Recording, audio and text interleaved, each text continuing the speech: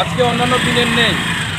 আমরা বেলাবর গ্রাম পঞ্চায়েতের অধীনে কাঞ্চন জেলাতে আমরা আজকে জনসংযোগ কর্মসূচিতে অংশগ্রহণ করি। আমরা আজকে এই কমিউনিটি এসে আমার গাড়ি রেখে আমরা এই এলাকায় জনসংযোগ কর্মসূচিতে অংশগ্রহণ করতে চাই।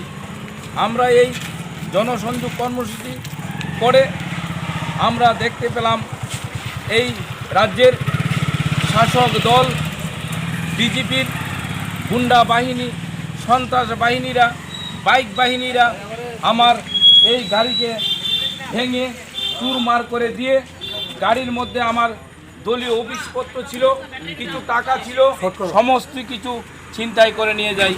আমরা এই পরিস্থিতির প্রেক্ষাপটে এই রাজ্যের মানুষের কাছে এই সমস্ত চিত্র আমরা তুলে ধরছি।